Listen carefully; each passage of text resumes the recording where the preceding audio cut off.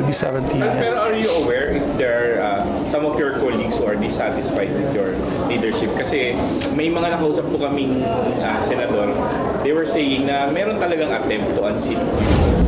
Maraming haka-haka, chismis na papalitan daw ako, ikukudeta daw ako. Ang sabi kasi ni Senador Zubiri, paano daw kayo ikukudeta? Kayo daw mismo ang nagpapaikot sa statement of support para papirma sa kanila. Hindi po ako core group namin po napapapirma. I'd like to correct the statement of Senator Villar. Kasi hindi naman ako, not personally, I'm not the one moving around with the document. Maybe I can ask those who are moving the document to see them. As a matter of fact, I spoke to Ma'am Cynthia yesterday and Ma'am Amy. They also gave their support.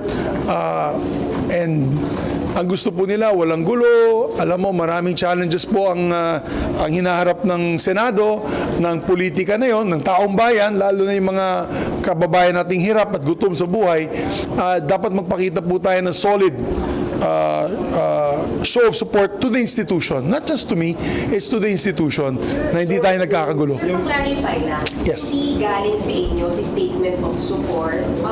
Kanino po galing and why is there a need for that, sir? Kasi lagi sinasabi, chismis lang yung po, pero bakit kailangan, sir, may statement of support? Well, maraming haka-haka, chismis na papalitan daw ako, ikukudeta daw ako, online, on mga social media sites.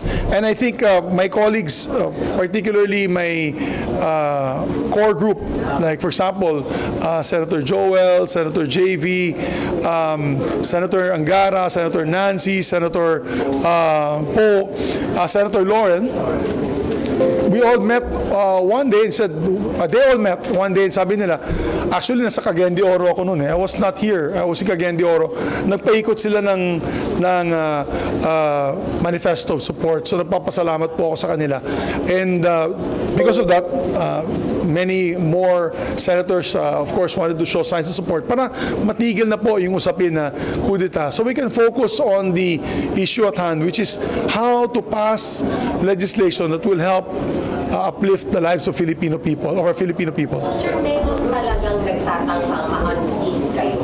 Hindi kasi puro haka-haka lang para matigil na yung haka-haka at usapin na yan, yung mga rumors na yan, ay ginawa na po nitong manifesto of support. So, I think that's very clear and I don't really want to add fuel to the fire anymore. As far as we're concerned, that's all water, rough waters under the bridge. Let's move forward and start working together. Marami pa tayong trabaho. This is the last 2 weeks of work. I always say, di ba sinasabi ko palagi, I serve at the pleasure of my colleagues. Kung hindi naman po ako effective bilang leader, then I'm ready to step down as long as the numbers show that I'm no longer effective as a leader. Pero yung mga kasama natin, nagulat sila at sabi nila, wala naman masamang ginagawa si Senator Zubiri. As a matter of fact, I'm probably the most amiable Senate President. I'm also the most consensus building among possibly previous Senate Presidents. Talagang ako, I'd like to get the consensus as well as support of each and every one of my colleagues before we act on a certain issue. I think I've been very transparent and even in these last few days, sabi ko nga, open book ako, pati yung mga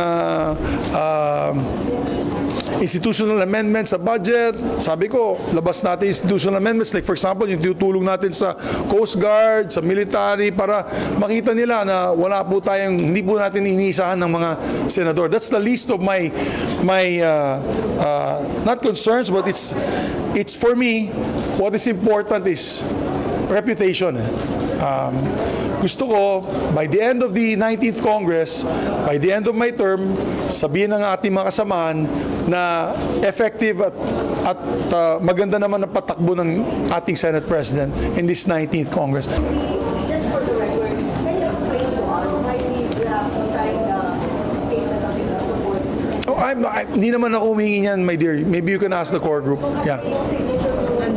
Kayo mismo. I was requested by the group to sign na rin para to show kasi Kung kasama ako, 14 yun eh. Kung hindi ako sumama dyan, baka sabihin only 13 ang support ni Senator Zubiri. So total number yan is 14. So there are 14 senators. Yes, will be 17. Pero Yes. are you aware if there are some of your colleagues who are dissatisfied with your leadership? Kasi may mga nakausap po kaming senador, they were saying na meron talagang attempt to unseat you, to replace you.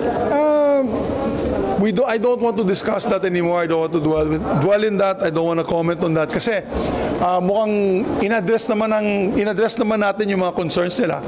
And I think that's the most important, these concerns. We're actually having several caucuses. Ano pang pagbibigay, ano pang pwede natin ibigay in terms of services sa ating mga senators. And of course, kailangan siguro continuous consultation with the senators. So, wala naman, I don't see any problem and as seen by the manifesto, they're happy naman with my leadership. Maybe So, sir, anong concerns yung na-address niyo? I guess maybe dahil nga sa stress natin in the last few months about yung charter change, yung EI, yung People's Initiative, siguro sa stress po natin, hindi po natin sila nakakausap kagad sa mga concerns nila. Dahil nga, medyo at that time, our institution was under threat. To set the record straight. Kasi, Apo. sabi niyo core group yung nagpaikot ng statement of support. Pero ang sabi kasi ni Senator Villar, paano daw kayo ikukutin na, kayo daw mismo ang nagpapaikot sa statement of support para papirma sa kanila. Hindi po ako core group namin po napapapirma. I'd like to correct the statement of Senator Villar. Nasa Cagayan de Oro po ako. This weekend, I was in Cagayan de Oro. So, I was in Bukidnon. You can check my Facebook page. I was in the Division Schools meet in Kibawe, Bukidnon. So, I was there. Kailan mo din start SB yung pagpapaikot ng core group? Over the weekend, I believe. Sir, Sir, pero okay naman kayo kay Senator Cynthia. Okay. Wala naman kami problema. Okay. Nakasama ko siya nasa Bicam kanina. We practice one man, one vote here. Or one person, one vote. So, hindi porket inutos ko sa kanila, gagawin nila. Alam mo, pag inutusan ko silang gawin yan, mawawala talaga ako Senate President. Maniwala kayo sa akin. I will no longer have the trust and confidence of more than 14 senators if I force them to vote on the affirmative. Again, I said, I'm only like primos inter pares, I'm just the first of equals, and we will respect them on their vote.